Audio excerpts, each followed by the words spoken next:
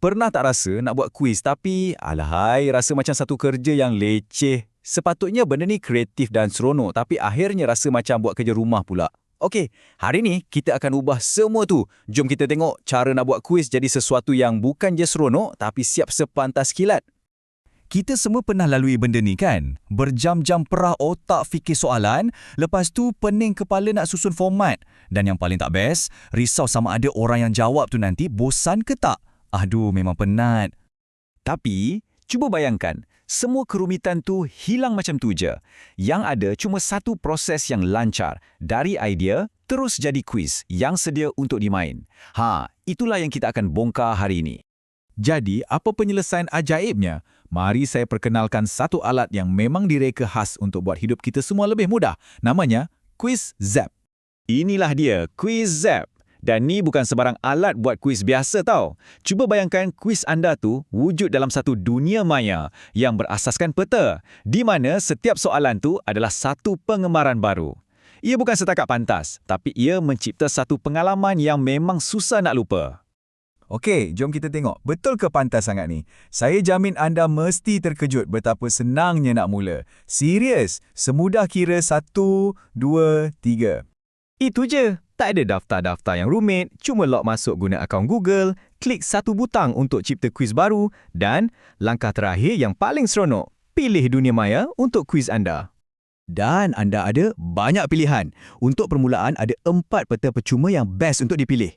Nak pengalaman yang lurus, di mana pemain jawab soalan satu persatu? Pilih je peta yang berurutan. Atau mungkin anda nak bagi mereka kebebasan untuk meneroka? Cubalah peta bebas untuk semua. Anda juga ada kawalan penuh ke atas siapa yang boleh main kuis anda. Nak kongsi dengan satu dunia? Set kepada umum. Kalau untuk kelas atau geng-geng rapat je, jadikan ia peribadi. Senang kan? Baiklah, peta dah pilih. Sekarang kita masuk bahagian paling penting, soalan. Dekat sinilah Quiz Zap ni betul-betul power sebab ia bagi kita flexibility untuk reka soalan yang memang sempurna. Pertama sekali, yang klasik lah. Anda boleh buat soalan aneka pilihan dengan 2 hingga 5 pilihan jawapan. Memang sesuai untuk uji pengetahuan dengan cepat. Seterusnya, kalau nak pemain taip sendiri jawapan mereka, format jawapan pendek ni memang ngam. Ia betul-betul uji pemahaman yang lebih mendalam. Dan semestinya, soalan betul atau salah, ringkas, padat dan padu memang hebat untuk fakta-fakta pantas dan nak pastikan semua orang kekal fokus. Tapi kan, kadang-kadang soalan saja tak cukup, perlukan sikit konteks tambahan.